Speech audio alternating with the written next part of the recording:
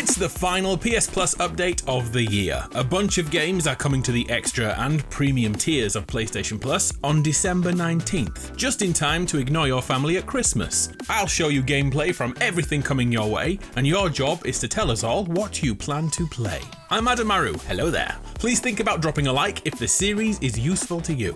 Let's start with PS Plus Extra. First up, we have a Final Fantasy game. No, not that one. And no, not that one either. This is Final Fantasy Origin: Stranger of Paradise, an action RPG designed to be an alternative version of the original Final Fantasy game from almost 40 years ago on the NES. We play as Jack and explore, fight, and follow his unquenched desire to destroy the chaos that fills this land. Real-time combat is present, with the usual Final Fantasy tropes of mixing physical and magical attacks to break the enemy. But this was also inspired by Dark Souls, where timing matters, and many enemies genuinely pose a threat to Jack's survival.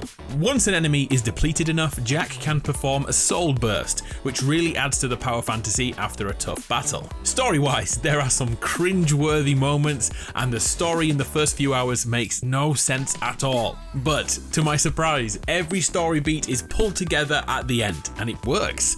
Stranger of Paradise has online multiplayer, and the average review score is about 7.5 out of 10. Will you give it a go? Next, hot on the announcement of GTA 6 comes GTA 5. I'm guessing you've played this on multiple platforms by now. In fact, has anyone not played GTA 5 at this point? Before you skip forward, if you haven't tried the PS5 version yet, it's worth it and a great chance to see the updated visuals, the higher frame rates, and the crazy fast loading times. The single player story follows the three protagonists we all know and love: an old bank robber, a street thug, and a legendary gun runner. And once that adventure concludes, the open world of online multiplayer is here, with more missions to fight through, more illegal businesses to run, and more online trolls than you ever thought possible. Maybe it is time to get the squad back together for one last heist. A game I've been longing to try is Metal Hellsinger, a rhythm-based first-person shooter. It's like Guitar Hero mixed with Doom. We are part demon and must find our vengeance in the depths of hell. As we play, a heavy metal soundtrack can be heard, and we must try and time our shots to hit the beat and slay the minions of hell. This builds a combo which unlocks more rewards, powering up weapons ready for the boss fights. Rhythm games deserve more love. Promise me you'll try this. Metacritic 78%. Souls-like brothers and sisters, your game of the month is Salt and Sacrifice. Playing as an Inquisitor, we dodge, parry and slash our way through countless foes. And don't be fooled by the retro art style. Salt and Sacrifice is challenging, like its Souls-like kin. Speaking of the retro appeal, there are many Metroidvania mechanics at work, with out-of-reach upgrades in sight early on, yet you'll need to return later in the game to actually acquire them. A multiplayer mode is here if you need someone to hold your hand and share the danger. Salt and Sacrifice review score 73 out of 100. Another game this month with a very similar vibe is Moonscars, another Metroid adventure title with retro graphics. Moonscars is less challenging in combat but adds precarious platforming to keep players on their toes. In fact, inside the hellish castle, this becomes almost a one-for-one Castlevania game. Great for the lovers of that series. Reviewers say it's a 71 out of 100. And wait, there's another one. This is Grime, a single-player Souls-like with Metroidvania elements. As we fight our way across the lands, we learn about the history of this planet, where we actually are in the solar system, and the enormous ramifications of being here. Grime is elusive, and that enigma is the glue that keeps players coming back. Not many review scores out there, but IGN gave it a 9 out of 10. Speaking of hellish vistas, Moto GP23 is your sports game of the month. Step into the shoes of your favourite professional rider and compete on perfectly accurate tracks to be crowned Moto GP champion. Dynamic weather adds to the realism and will cause even the most veteran of riders to fall if attention isn't paid to the wet and windy conditions. A local split screen mode is here, and online multiplayer is fully supported. Okay, let's lift this mood. Take a look at Mega Man 11 on the PS4, the action platformer starring the dude from Smash Bros. In a modern take on the 2D classic platformer series Mega Man is renowned for. The gameplay loop hasn't really changed. The Mega Buster is here, but there are some new abilities: the Speed Gun and the Power Gear. The Speed Gun lets Mega Man slow down time, whereas the Power Gear increases the power of his weaponry. Pretty simple, nothing here is breaking the Mega Man mold. If you played the previous games, this will keep you happy. Metacritic 82%.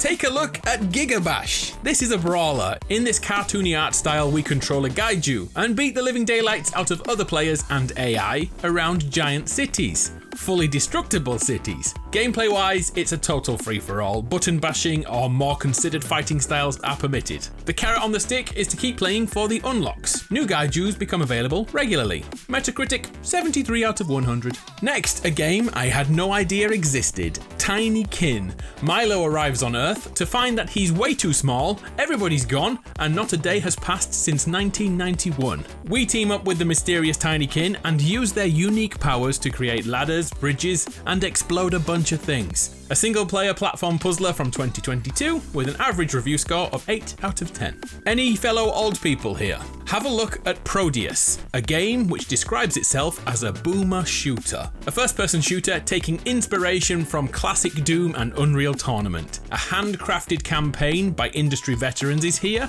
with co-op and competitive multiplayer modes. There's also a creator mode to build and share your own maps. Boomer shooters are the future, right? Okay, onto your RPG for the month. This is Shadowrun Returns on the PS4 and PS5, a tactical RPG using this isometric viewpoint. Aside from bullets, there is an extensive social system at play, with interactions just as important as guns. Roles include Shadowrunner, mercenaries, mages, hackers. This is a proper little RPG. And on the back of that, there are more Shadowrun games. Dragonfall and Hong Kong are here too. A trilogy of tactical RPGs to take over your life. Dragonfall is more focused on branching storytelling with many different outcomes, whereas Hong Kong acts as an epilogue to the original story. Will you jump into the extensive world of Shadowrun games? It's now the part of the video where games are removed from the catalogue, and this time we know games that will be leaving in January as well as December. This week, you'll lose access to the sublime Shadow of Mordor and Shadow of War. 2 Yakuza games are going away, Like a Dragon and Yakuza 6. And it's also your last chance to play Friday the 13th before that game shuts down forever. Other games going this week are The Escapist 2, El Hayo Foreclosed, Caladrius Blaze, Damascus Gear, and Legends of Eternal.